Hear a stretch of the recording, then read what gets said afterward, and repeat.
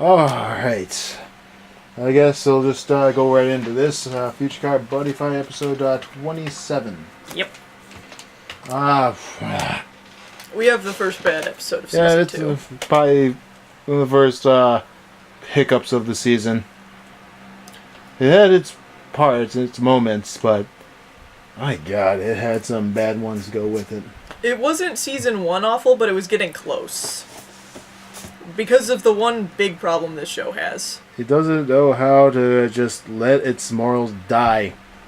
I know that sounds weird, but that's what it is. So with that being said, let's get right into this. Mm-hmm. So it starts off, everyone is still talking about the hate card thing.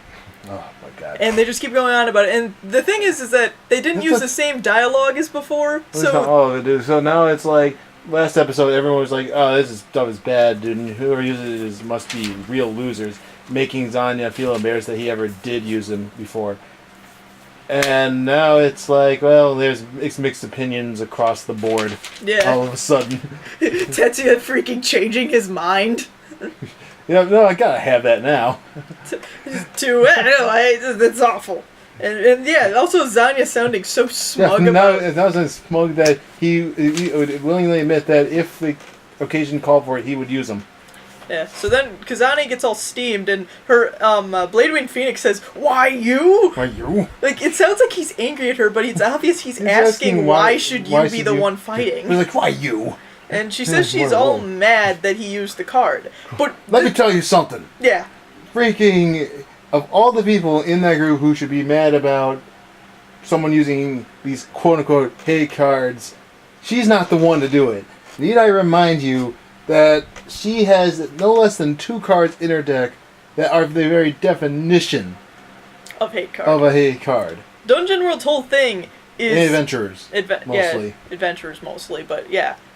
Because, well, I don't know, it's even across the board. If you're talking about the low stuff, it's just, you know, monsters don't have to use theirs. Yeah, monsters don't have to use theirs. Adventurers, that's their thing. Their thing is that they have something for every situation. If you're going against someone with a big monster you can't get over, just burn and penetrate them to death. Use Rolling Stone to get rid of their soul. Freaking search out the correct adventurer you need. But what I'm forgetting here is most of those cards do have at least a purpose outside of specific situations. You'd think someone who's an adventurer player would know this. Yeah, but because burn damage still has its place even against other people. Always extra damage for attacking, sure, why not? You know, that's all great. But here's the thing. As far as I've seen, the only adventurers she's used is Ochre and whatever his name was. Straight Man something or other. The one who gets rid of soul on the opponent when they link attack. And, well, I know there's a few guys who have soul in this game. How often is it going to actually be that big of a deal? That you need to have him in there to get rid of one soul. That card's clearly there to deal with things like Ancient World or what have you. You know, things that have multiple cards in their soul. To get rid of it faster. Yep. But, you know, if you have a lot of people who use soul, fine. I can understand that. The slimes, however, which she clearly runs a lot of in her deck, she's running at least 4. That's not as easy to ignore because that only works against things that move or decks that want to bounce their own monsters back to the hand. Last I've seen, the only world that does either of those things a terribly large amount is Dragon World. As far as movers are concerned, they're the only ones that have more than 2. Yeah. And I don't even think other worlds even have 2.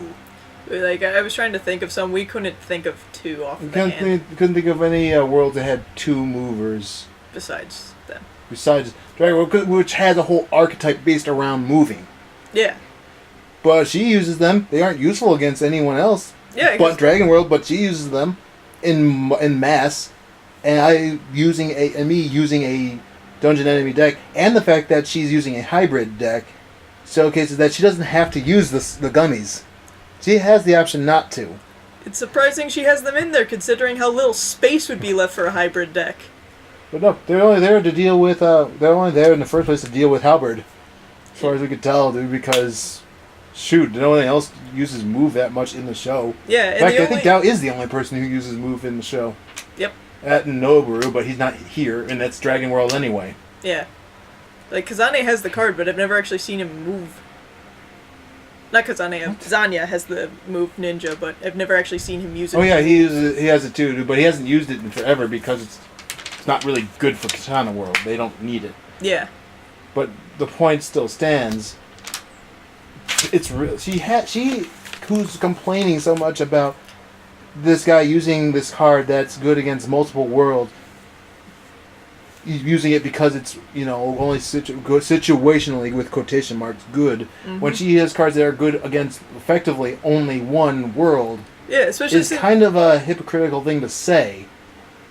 And I wouldn't be as mad about it if it weren't for the fact that she brings it up off and on throughout the whole episode. Yeah, she's constantly like, "Are you the one who put the card in his deck?" Or, "I know you didn't put the card in your deck." It's like, this isn't my game. This isn't how I played my game.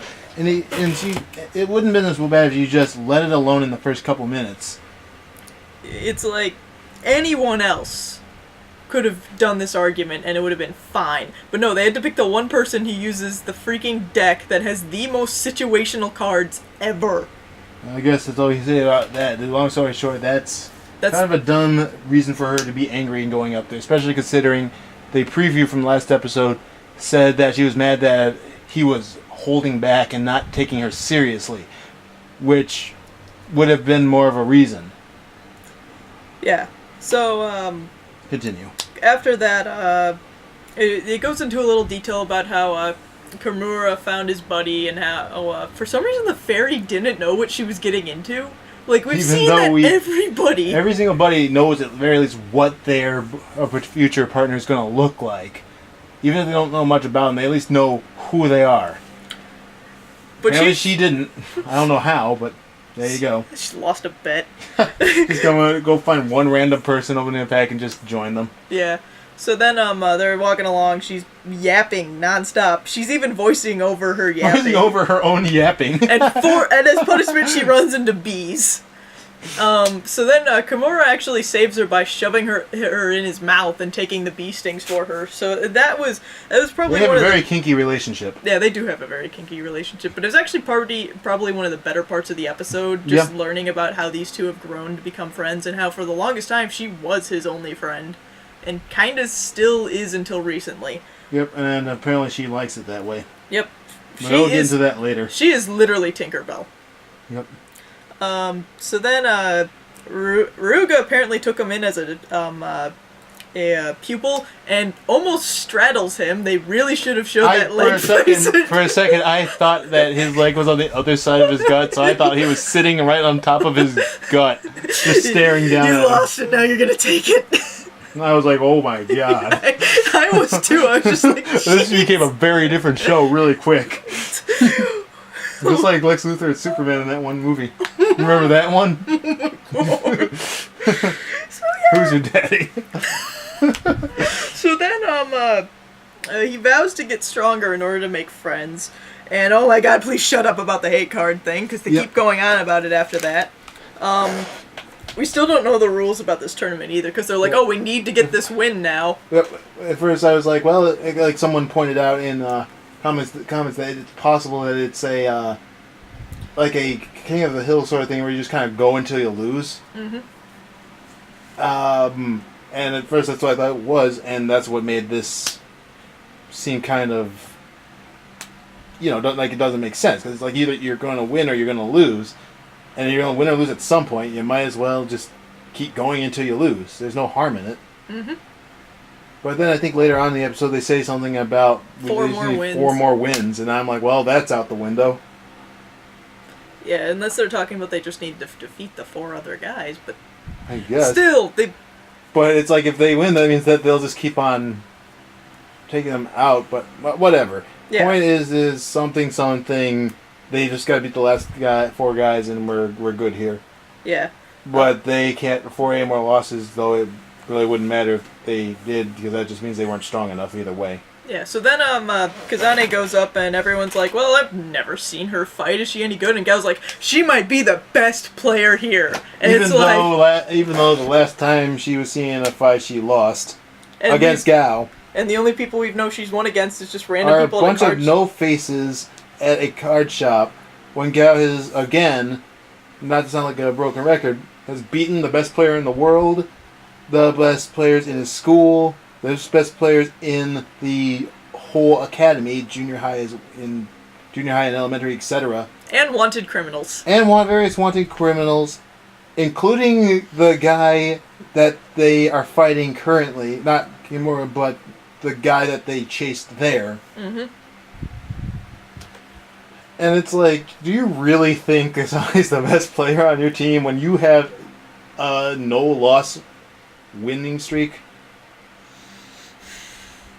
So anyway, Kazane's power, buddy power, we find out is Icarus boots. That's kind of cute. She gets little wings on her boots.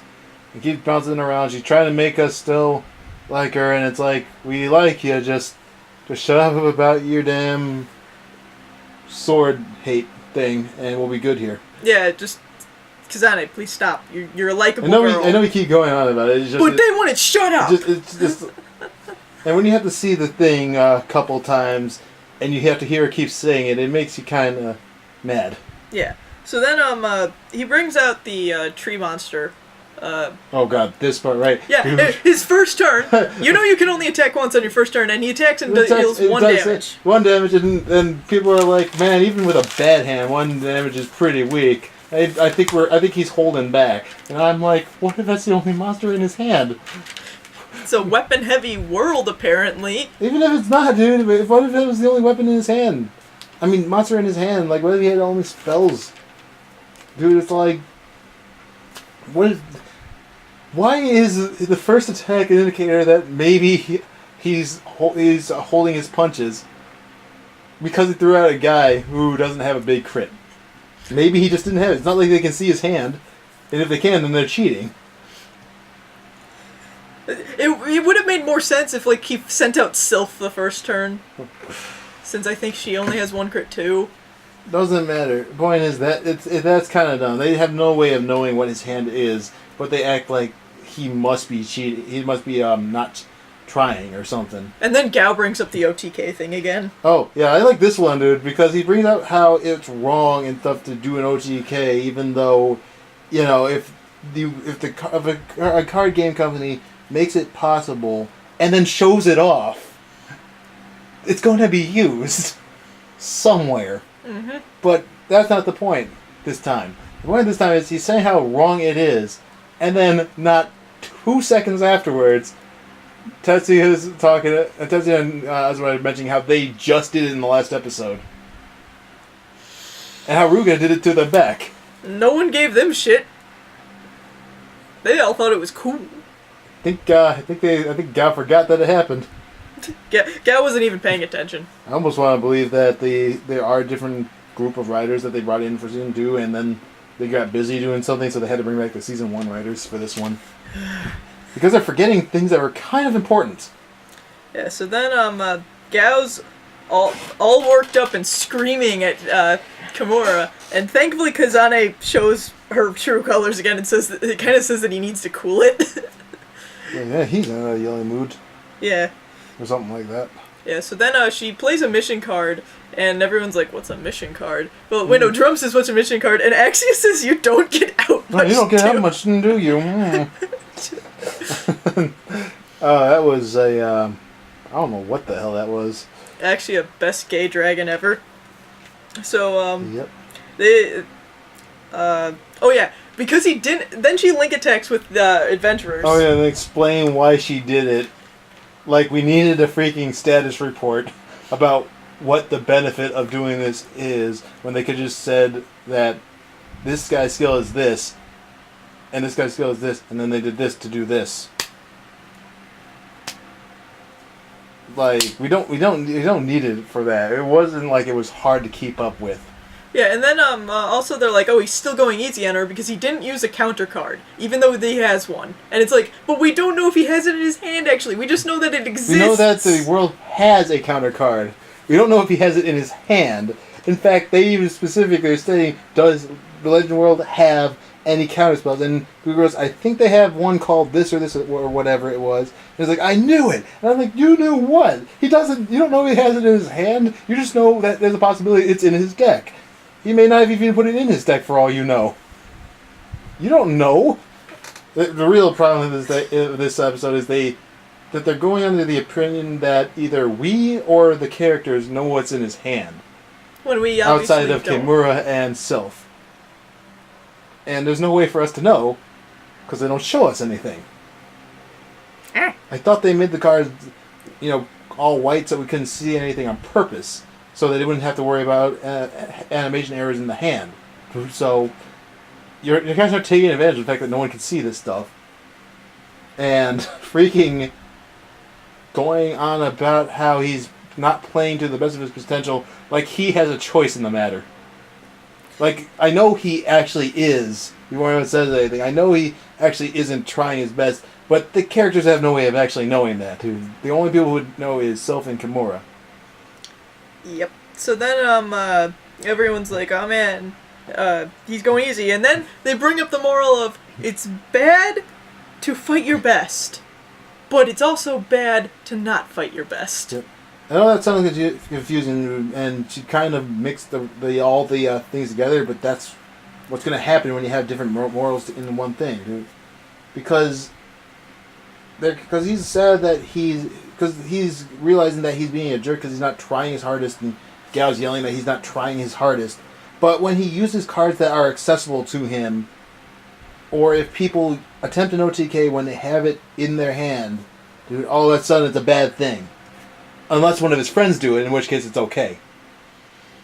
That's what he's doing, because he didn't complain when Tetsuya did it, but he sure as hell had a cow when he himself did it, or when the guy uses a card that's in his deck.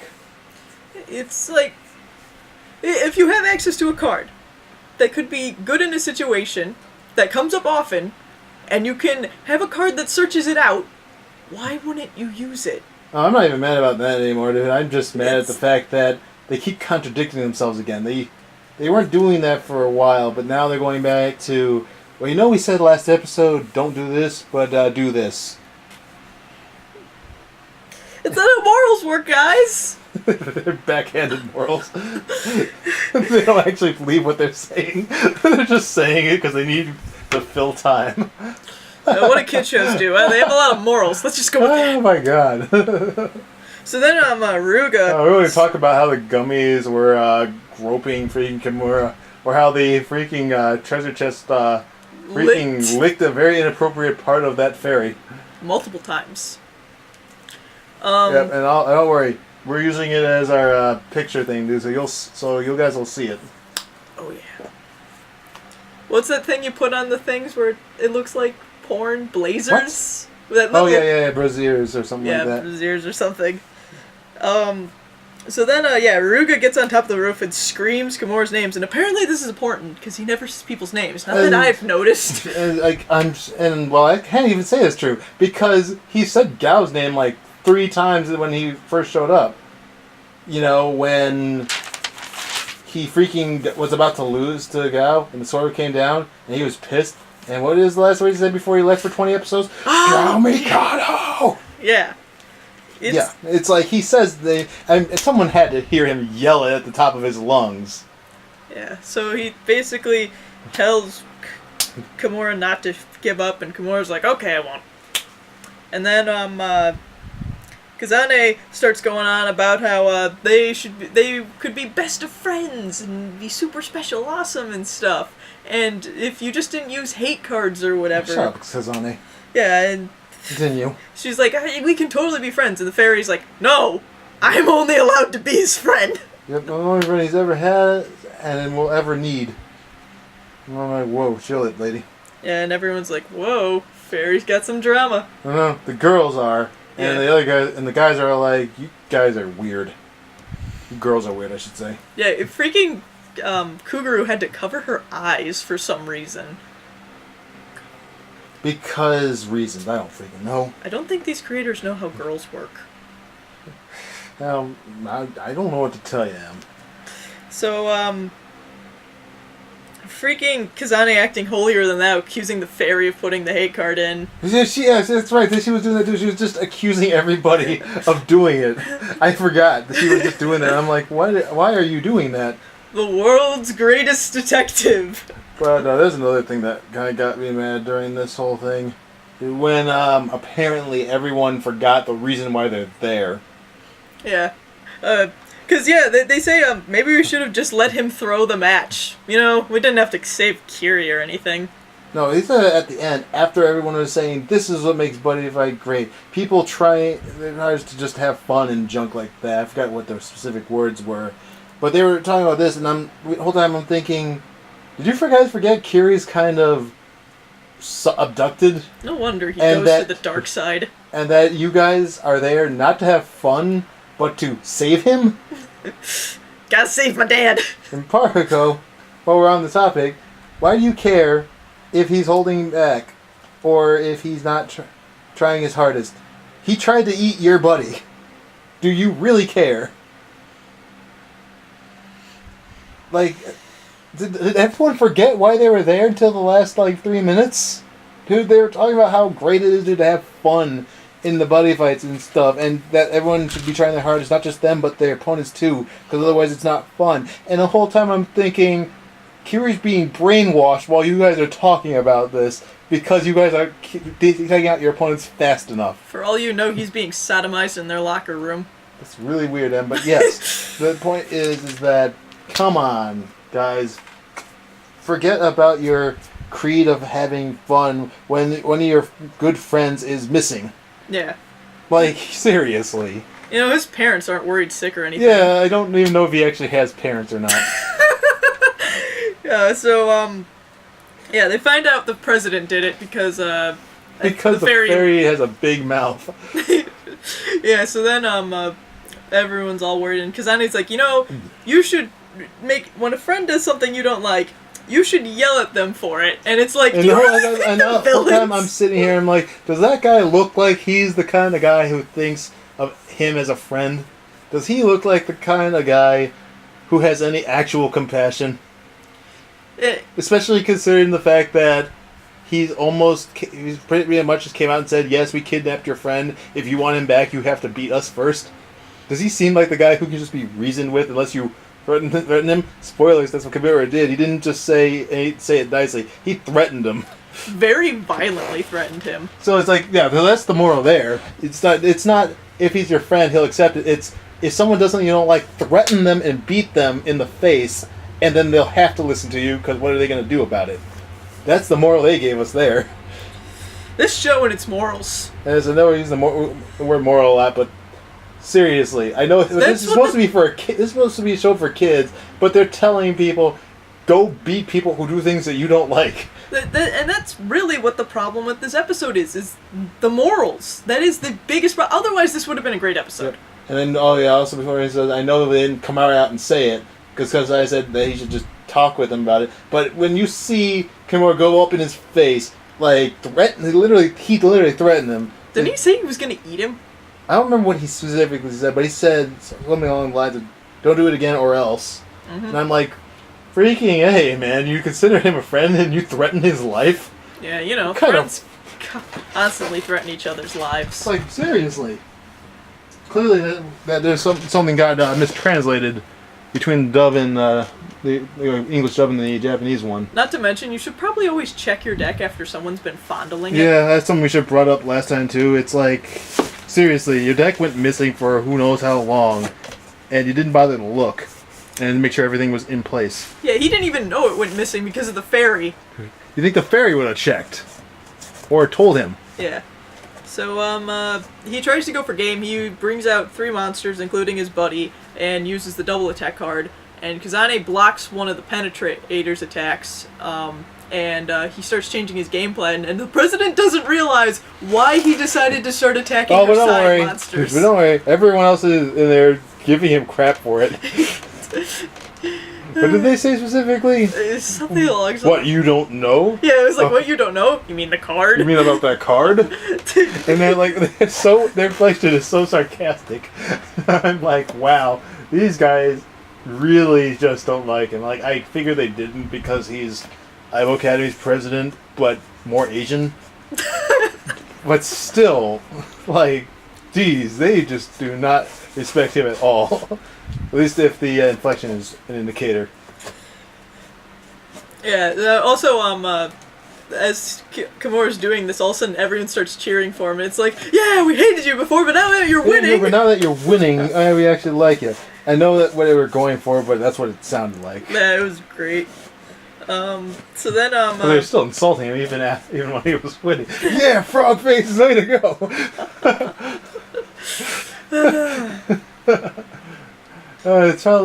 Pet names or nicknames for people only works when you actually know them. Otherwise, it's just insulting them. Yeah.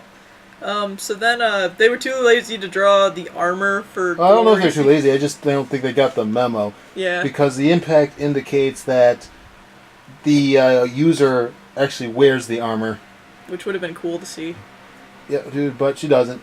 I know she didn't the first time either, but I just figured I should bring it up. I'm sad that she doesn't just wear a suit of armor. They could dress her in as a ninja, but so help me if you put her in armor. Yeah. So then she wins. Kimura goes and threatens the president's life. After thanking Ruga for making him a better fighter, and the tsundere that Ruga is, he just kind of huffs away. Yeah, so then Frogface is like, Kazane's like, hey, we should fight again. And he's like, I have something more important to do. And he flies off after Genma. Yep. Goes and saves his hat. Yep, I talk about the importance of friendship, because that's what they do. And Zanya got such a boner from this fight that he decided he needs to go be the next one to fight. Yep. Either that, or he legitimately was the only person who remembered, we have to save our friend, because he's the first one to bring it up that we can't afford to lose any more fights. Kiri's still missing. Yep. So next episode is Ninja versus Ninja. Yep, dude. And apparently there's some history between them, but based on our record with the previews, it could not be true at all for all we know. So I guess we'll see. Going to hopefully, I guess, before we get into what we're going to do later, we'll just say our opinions again on the episode as a whole. It wasn't terrible, but it was by far not good. Yeah, it's worrisome. Yeah, because it's starting to fall back into those same roads that they were doing in the first season, where they have a lot of little random things that they say to try to push either a moral or a lesson or advice, only for it to either not be good advice or to be advice that gets dropped later. Here's the thing about morals. You can be subtle with them. They can. Yeah, it's like the biggest problem with this show, after watching it for a really long period of time, is they do not know how to do morals. Dude, but they are doing so well. Dude, yeah. They took the moral idea and threw it out of the show for 6 episodes. Dude, for 6 episodes almost.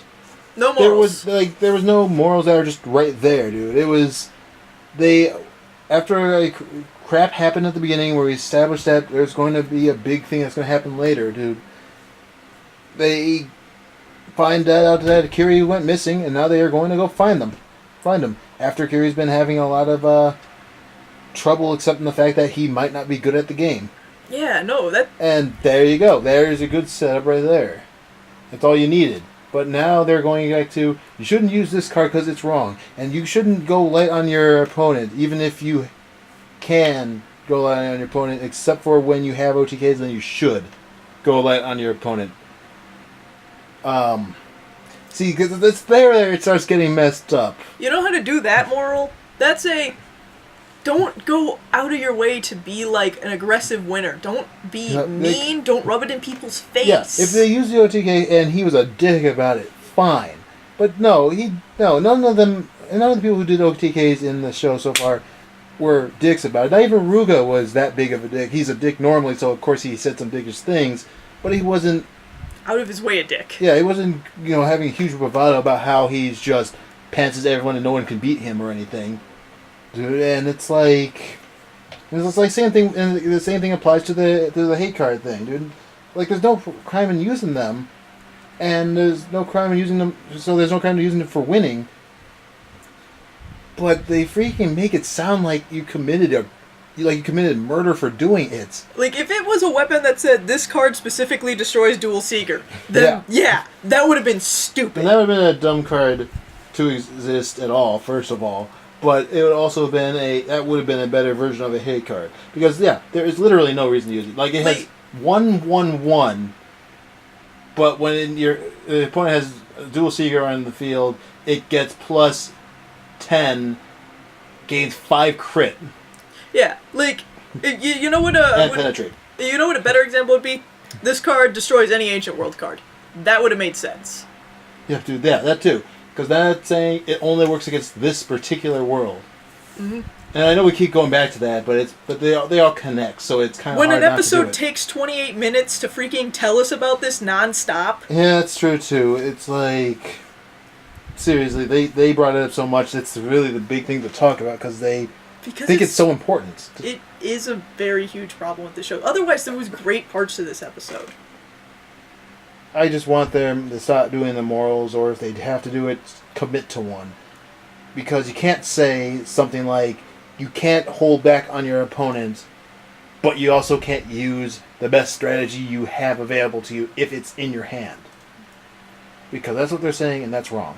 Mm-hmm. I guess that's it for that. Next week we'll try to hopefully next week if we have a chance to, we'll try to get a budget deck profile for Magic World out, because now we got a bunch of stuff for it, like You the Man. Mm-hmm. Maybe we'll even do regular deck profiles of things that we built. And hopefully this was just a goof up for the episode thing, and next one will not try to keep talking about hate cards. So help me if they keep talking about it then, dude. Because I'm sure you guys don't like us talking about it a bunch, but they won't stop bringing it up, so we have to bring it up. It's our job. So, till next time, everybody. See ya.